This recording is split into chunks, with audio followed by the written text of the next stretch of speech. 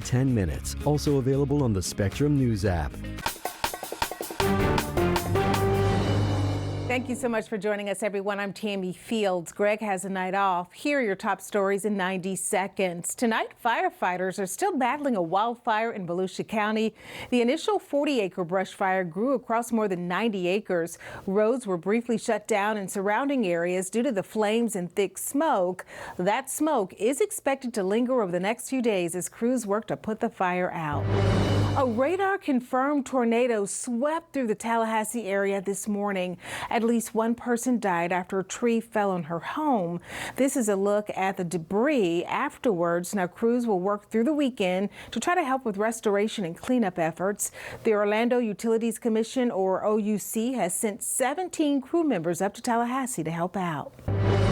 Tomorrow, a public memorial service will be held for former U.S. Senator and former Florida Governor Bob Graham in his hometown of Miami Lakes. He died last month at the age of 87.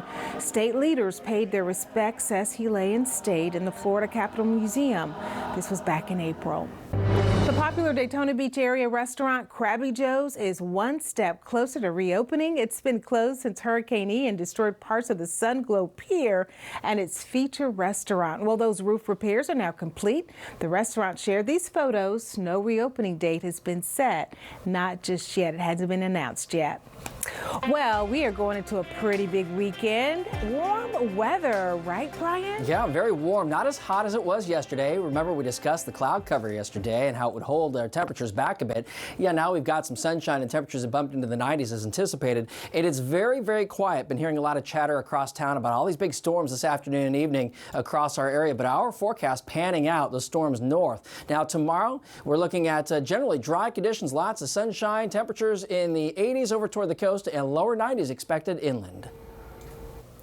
Thank you, Brian. Well, tonight we are continuing to track a growing wildfire and following a path of destruction left by a radar-confirmed tornado up in Tallahassee. This is a look at that wildfire earlier today from Sky 13. Roads in the area briefly closed due to the thick smoke and flames here. Here's a look at some of the destruction left by that apparent tornado this morning in the state's capital. Our weather experts say winds reached 84 miles an hour. More than 66,000 people lost power. We have team coverage tonight. Our Jason Delgado joins us from Tallahassee with a look at those storm restoration efforts. But we begin first with our Marcia Leva down in Volusia County, tracking the latest with the wildfire.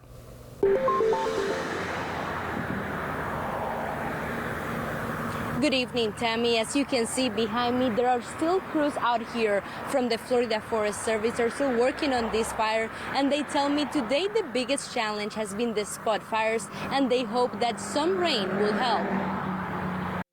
A brush fire on Williamson Boulevard has been burning since Thursday afternoon, resulting in road closures and heavy smoke. Florida Forest Service Bunnell District Manager Anthony Pedlet has been working non-stop with his crews and Volusia County Fire Departments from Daytona Beach and Port Orange to put it out. So far, what we've been challenged with is a lot of spot fires. A lot of these cabbage palms are burning and then going ahead and the embers are going over the lines that we have constructed. He said they brought 3 medium-sized dozers and 1 heavy dozer to help improve the lines. It's going to make it so that our brush units can go back there and then start mopping up after this weather event calms down. Port Orange resident Mark Dickinson lives near the area of the wildfire and came out this morning with his son to watch the crews. So we've been seeing this smoke over by our house here, and I decided to come out and check out what's going on. Crews who have been working on this wildfire have also been fighting the high temperatures today.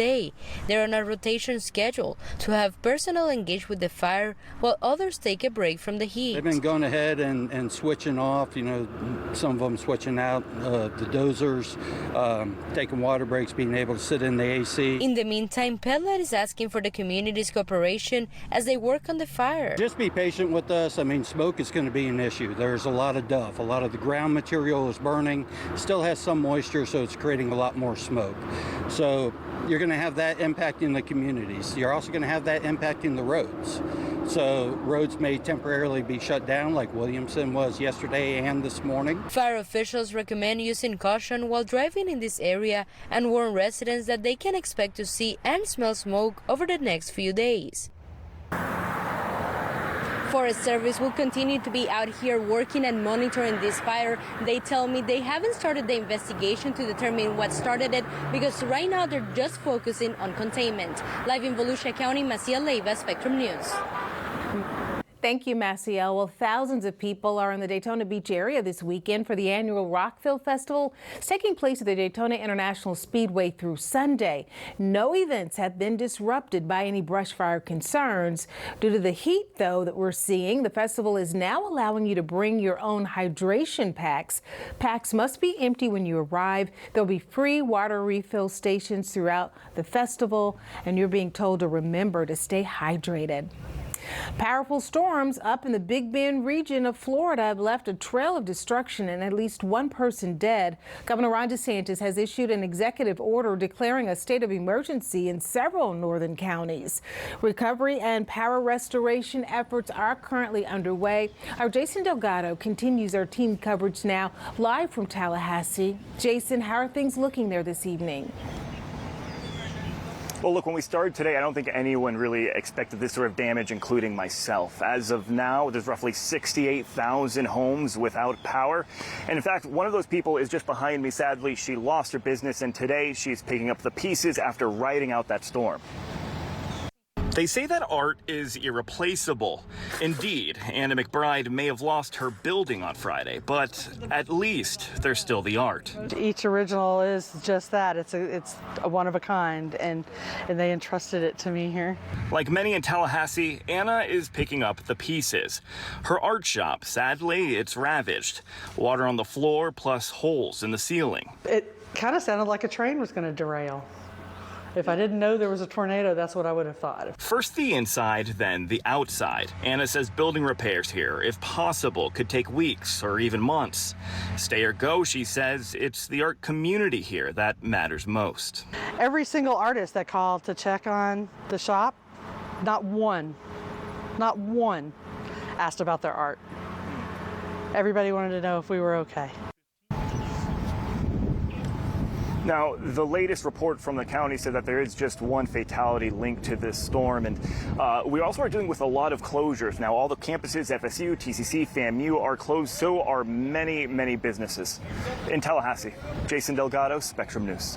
Thank you so much, Jason. Well, as we continue to monitor the weather conditions and threats here in Florida, stay up to date with us on the Spectrum News app. We're keeping you updated with everything you need to know to protect you and your family against these fires and severe weather. FAA leaders announced an environmental impact study for SpaceX Starship launches. It comes as SpaceX plans to build a Starship launch complex at the Kennedy Space Center. The powerful Starship rocket produces more than 16 million pounds of thrust at liftoff.